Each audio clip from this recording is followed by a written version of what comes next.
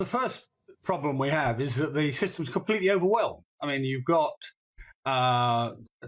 so many tens of thousands of people crossing the channel that the Home Office can't cope.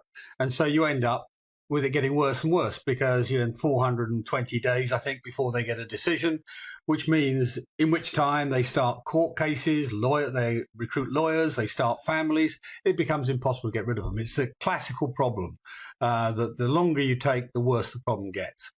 The first thing we can do about it is to face up to the fact that in the last year, we've gone from almost no Albanian migrants to 12,000. Now, I say migrants, not asylum seekers, because Albania is a safe country. Albania actually has lost fewer cases in the European Court of Human Rights in the last 5 years than we have, or than France has. It's a perfectly safe country from the point of view of being an asylum seeker. You really can't claim asylum coming from there. Sweden, you were just talking about Sweden. I mean, in many ways, I'm sort of tempted to move to Sweden. It's so much more sensible than we are. But the Swedes basically take no asylum seekers from Albania because they say it's a safe country. Our law, for some reason, doesn't allow us to do that. So just remember that point for a second. Our law doesn't allow us just to say, you've got off the dinghy on Dover Beach. Your next stop is Stansted Airport, which is almost how it should be. The second thing they do is they claim to have been trafficked, that they are modern slaves. You know, we had this modern slavery legislation go through, well-intentioned legislation, but they claim they're trafficked. Now, look, let's apply a common sense test.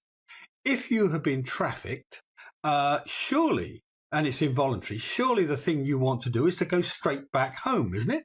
It's not to sit in Manston or in a hotel in my constituency for years while we sort out what's happened to you. You want to go back home. And again, the legislation ought to allow that, and it doesn't.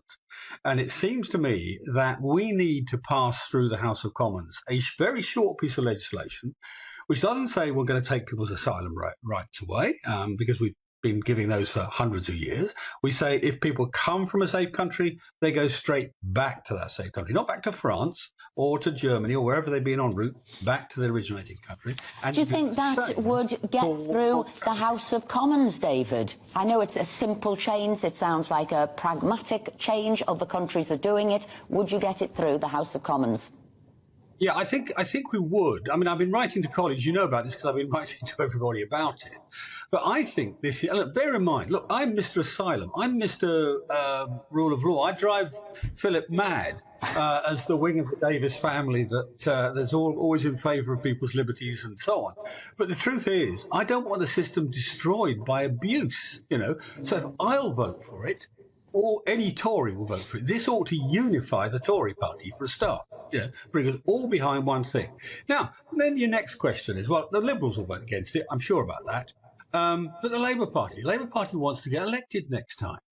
And I can remember when I was Shadow Home Secretary, facing off against David Blunkett and Charles Clarke and John Reid, all trying to be very tough on migration. The idea that they would vote against a bill designed actually to make the migration system work properly seems to me to be implausible. You know, I think they're going to find themselves in a very difficult position. So I think it's doable. But the other key aspect of this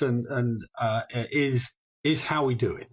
Now, again, normally I'm very, very antagonistic to emergency legislation. You may remember, both of you, that when on March the 23rd of 2020, we had the emergency COVID legislation, I was basically the only person to argue against it because I think, you know, the House of Commons should take time over it. But I think actually we should give the government a few weeks to think it through. But I think it can reasonably go through in a few weeks. Excellent. It is an emergency. 12,000 people arising and abusing our system is an emergency. 12,000 people, by the way.